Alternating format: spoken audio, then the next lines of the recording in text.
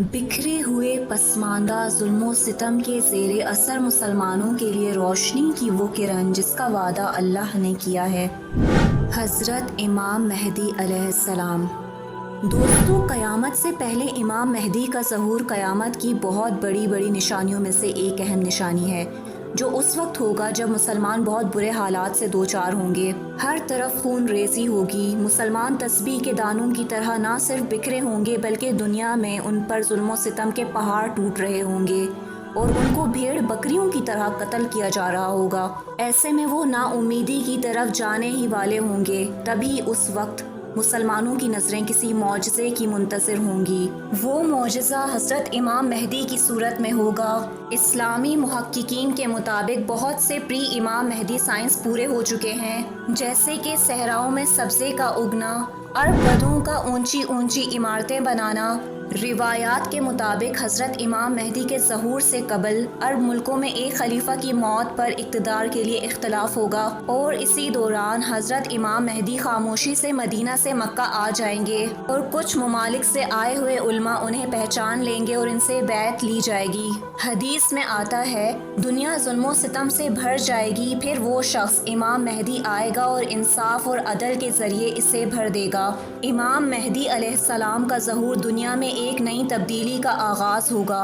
इनका मकसद जुल्म फसाद का खात्मा, अदल इंसाफ का क़याम और इंसानों को अल्लाह के रास्ते पर लाना होगा।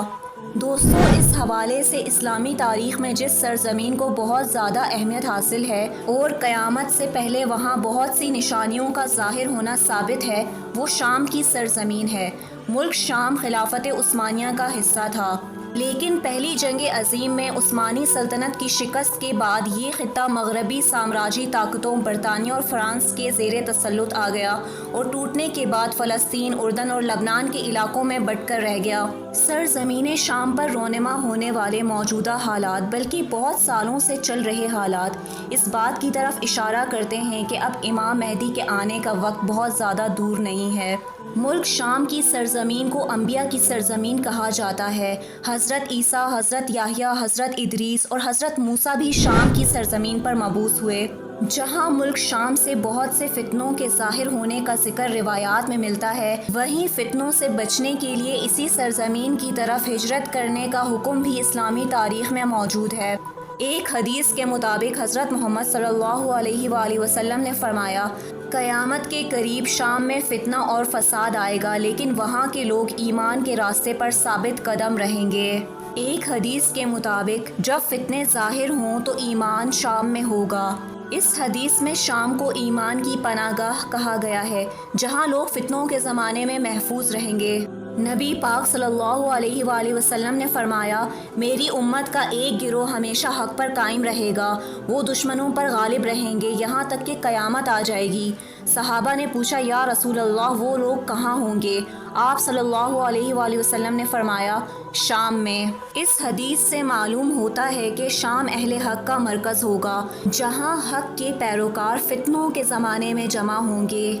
कई रिवायात में शाम को एक मरकज़ी ख़ित्ता बताया गया है जहां बड़े फितनों का ज़हूर होगा। शाम में बड़ी जंगें होंगी और ये इलाका खून रेज़ी और तबाही का गढ़ बन जाएगा। अहले हक और अहले बातिल के दरमियान सख्त जंग होगी। शाम की सरज़मीन पर एक जालिम बादशाह जिसका नाम सुफियानी होगा मंजर आम पर आएगा। रिवायत में कहा गया है कि सुफियानी का ताल्लुक बनी उमैया के ख़ानदान से होगा। इसे सुफियानी इसलिए कहा जाता है कि वो अबू सुफियान की नस्ल से होगा। रिवायत में बयान किया गया है कि सुफियानी एक जालिम, जाबिर और फासिक हुक्मरान होगा। वो मुसलमानों के दरमियान खून रेज़ी और जुल्म का बाजार गर्म करेगा। वो अपनी चालों और धोखेबाजी से बाकी मुसलमान मुल्कों पर काबिज होना चाहेगा और अपने मकसद के बहुत करीब होगा कि उसे इमाम महदी के ज़हूर की खबर मिलेगी, जिनके साथ अरब के मुजाहिदीन लश्कर की सूरत में आकर जुड़ने लगेंगे। इस खबर को सुनने के बाद सुफियानी अपनी फ़ौज को इमाम महदी पर हमला करने के लिए भेजेगा, लेकिन अल्लाह के हुक्म से उसका ये लश्कर मक्का और मदीना के दरमियान मैदान बैदा में धंस जाएगा। इस्लामी तारीख़ में ज़िक्र आता है कि खरासान के मुकाम से, जो कि पाकिस्तान, अफ़गानिस्तान और ईरान के कुछ हिस्सों पर मुश्तमिल है, वहाँ से काले झंडे वाले लश्कर ज़ाहिर होंगे जो इमाम महदी के साथ शामिल होकर फ़लस्तीन और यरूशलेम को आज़ाद करवाएंगे। امام مہدی کی حکومت کے دوران دنیا میں عارضی امن اور عدل قائم ہوگا، لیکن دجال اس امن کو چیلنج کرے گا اور اپنی جھوٹی طاقتوں سے لوگوں کو گمراہ کرے گا۔ دجال کی خروج سے پہلے مسلمانوں اور رومیوں کے درمیان ایک امن معاہدہ ہوگا۔ یہ معاہدہ کسی مشترکہ دشمن کے خلاف کیا جائے گا جو مسلمانوں اور رومیوں دونوں کا دشمن ہوگا۔ اس معاہدے کے بعد مسلمان اور رومی ایک ساتھ مل کر اس دشمن سے لڑیں گے۔ اللہ تعالیٰ مسلمانوں اور رومیوں کو اس دشمن کے خلاف فتح عطا فرمائے گا۔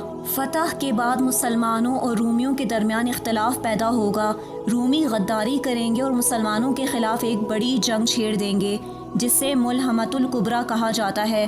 اس جنگ کے بعد دجال کا خروج سرزمین شام کے قریب سے ہوگا۔ دجال ایک جھوٹا نبی ہوگا جو خدا ہونے کا دعویٰ کرے گا۔ وہ لوگوں کو اپنے معجزات اور چالاکیوں کے ذریعے گمراہ کرنے کی کوشش کرے گا۔ حدیث میں آتا ہے وہ خود کو رب کہے گا اور لوگوں کو گمراہ کرے گا۔ دجال کے پاس جھوٹے معجزے اور غیر معمولی طاقتیں ہوں گی جن کے ذریعے وہ لوگوں کو فریب دے گا۔ وہ بارش برسانے، زمین سے فصل اگانے اور قحط زدہ زمین کو زرخیز کرنے جیسے معجزات دکھائے گا۔ حدیث میں آتا ہے کہ وہ مردوں کو زندہ کرنے اور جنت و دوزخ جیسی چیزیں دکھانے کا دعویٰ کرے گا۔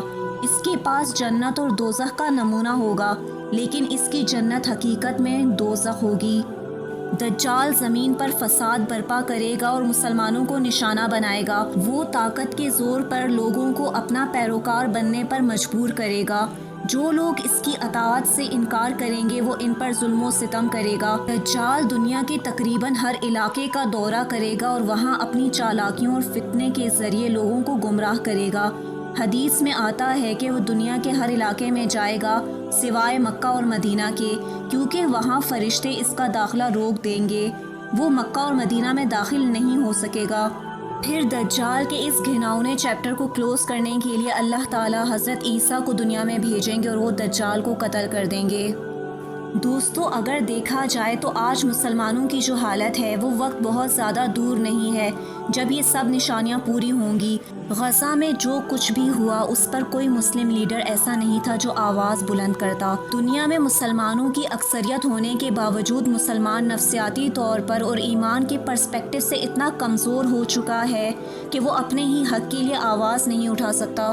یہ وہی وقت ہے جب اللہ تعالیٰ مومن اور منافق کو الگ کر رہے ہیں، جس کی مثال غزہ میں ہمیں دیکھنے کو ملی۔ ان سارے ایونٹس میں بحیثیت مسلمان ہمارا کردار بہت اہم ہے، کیونکہ جس طرح سے مسلمان ممالک پر کفار قابض ہوتے جا رہے ہیں اور ظلم حد سے بڑھتا جا رہا ہے اور کوئی انہیں روکنے والا نہیں ہے، امام مہدی کے آنے کے راستے بن رہے ہیں۔ اور اسی طرح ٹرانس ہیومنزم جیسے ایکسپیریمنٹس اور دیگر ٹیکنالوجیز کا بڑھتا ہوا رجحان دجال کے آنے کی راہیں ہموار کر رہے ہیں۔ اللہ سے دعا ہے کہ ہم یا ہم سے اگلی آنے والی نسل امام مہدی کی اس آرمی کا حصہ ضرور بنے جس کے بارے میں ہمیں اسلام نے پہلے ہی آگاہ کر دیا ہے۔